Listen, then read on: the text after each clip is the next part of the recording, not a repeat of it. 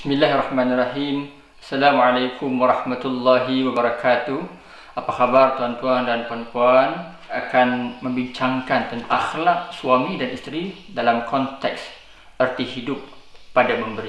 Dalam rumah tangga sifatnya memberi dan menerima. Pada awal pernikahan, kita menerima pasangan baru dalam hidup kita. Kita menerima orang baru dalam hidup kita. Dan secara tidak langsung, kita akan menerima baik dan buruk. Kita menerima seadanya baik dan buruk pasangan kita, baik suami ataupun isteri kita. Malah kita menerima keluarga mereka. Jadi itu sifatnya kita menerima. Kita menerima seadanya mereka, bagaimanapun perangainya, bagaimanapun sikapnya. Kita menerima kerjanya apa sekalipun. Kita tidak kisah pendapatannya sebagaimanapun. Prinsip yang perlu kita pegang sebelum kita mendirikan rumah tangga adalah kita nak berumah tangga ini kerana apa? Kerana kita ingin memberi. Itu yang sebenarnya. Kita memberi, maksudnya kita sebagai seorang suami kita perlu memberikan nafkah. Sebagai seorang suami kita perlu memberikan kasih sayang, memberikan perhatian. Sebagai seorang isteri juga perlu memberikan ketaatan kepada suami, memberikan layanan yang paling baik untuk suami. Begitulah adatnya dalam rumah tangga, baik suami ataupun isteri. Prinsipnya, erti rumah tangganya itu pada memberi. Tuan-tuan dan puan-puan, hadirin hadirat muslimin muslimat yang dirahmati Allah sekalian, kita biasanya akan senyum kerana kita gembira. Tetapi apabila kita masuk ke dalam alam rumah tangga, senyum kita itu akan berubah maknanya. Bukan semata-mata kita senyum kerana kita gembira, tetapi kita senyum kerana kita menggembirakan. Sebab itu kita akan menggembirakan. Tetapi tuan-tuan dan puan-puan, rumah tangga yang penuh onak dan duri saban hari, saban tahun, pastinya kadang-kadang senyum itu akan hilang. Kerana masing-masing kita punya komitmen. Kita letih bekerja, letih melayan anak, masing-masing ada letihnya begitu. Senyum itu akan hilang dan akhirnya kita akan lupa pada prinsip hidup memberi itu. Kita akan cuba nak menerima. Maksudnya, kita balik kerja, kita merasakan kita tidak dilayani dengan baik, kita akan tidak gembira. Sedangkan kita lupa prinsip asal kita kerana hidup kita memberi. Itu sebenarnya tadi. Sebab itu kita akan jadi, bila mana kita akhirnya kembali ingin menerima. Maksudnya kita nak menerima hak kita sebagai seorang suami, kita nak menerima hak kita sebagai seorang isteri, kita akan bersifat mendesak. Sehingga kan kita lupa akan tanggungjawab asal kita, itu memberi sebanyak-banyaknya sebagai seorang suami, baik ataupun sebagai seorang isteri. Jadi kita akan mula menuntut hak masing-masing dan akhirnya akan berakhir dengan krisis, keretakan rumah tangga dan sebagainya. Mengapa sebenarnya kita perlu memberi dalam rumah tangga? Kita perlu berbalik kepada tujuan hidup kita. Kita perlu berbalik kepada tujuan hidup kita sebagai seorang hamba Allah dan khalifah Allah di muka bumi ini. Tuan-tuan dan puan-puan, Rasulullah SAW dalam khutbah nikahnya, sering Rasulullah memulakan dengan peringatan takwa. Yang mana Rasulullah menyampaikan 3 ayat yang paling popular, iaitu yang pertama surah Ali Imran ayat 102, A'udzubillahi minasyaitonirrajim.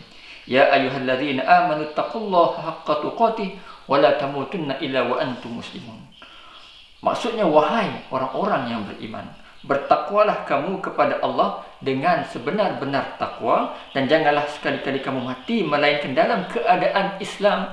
Ini peringatan takwa yang pertama.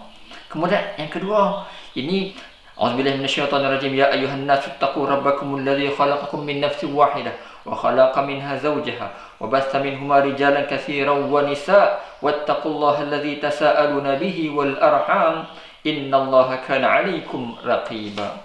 Maksudnya, wahai sekalian manusia, bertakwalah kepada Tuhan kamu yang telah menjadikan kamu bermula daripada diri yang satu, yakni Adam, dan yang menjadikannya daripada Adam itu pasangannya, isterinya Hawa, dan juga yang membiakkan daripada keduanya zuriat keturunan lelaki dan perempuan yang ramai.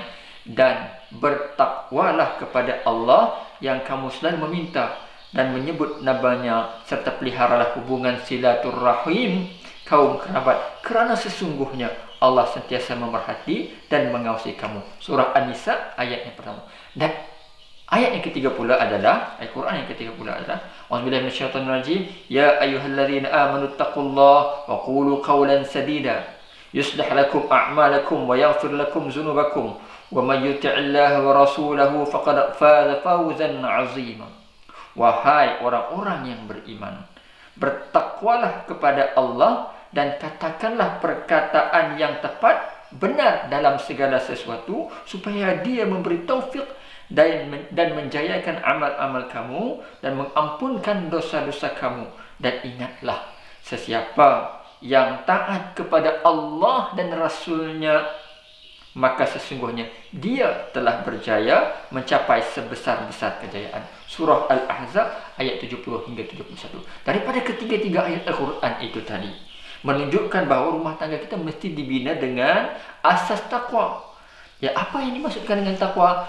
Maka tidak lain dan tidak bukan, dalam konteks yang syumul dan komprehensif, ketakwaan itu adalah komitmen kita, baik kita sebagai individu, sebagai suami dan isteri, komitmen kita untuk kita taat kepada peraturan Allah, bukan semata-mata peraturan syariatullah, tetapi juga peraturan sunnatullah. Ada dua peraturan dalam konteks yang sering kita lupakan. Syariatullah sering kita ingat, tetapi sunnatullah ini selalu kita lupa. Dan kadang-kadang syariatullah dalam rumah tangga bermakna memelihara soal halal dan haram, makan minum anak-anak, isteri kita dalam keluarga kita, memelihara ibadat dan isteri kita, diri kita, anak-anak kita, utamakan solat, membaca Al-Quran dan berzikir, muamalat, munakat dan seluruh asas aspek kehidupan berpasangan berumah tangga. Seorang suami perlu memastikan isteri dan anak-anak daripada hal-hal yang membabitkan dosa dan maksiat.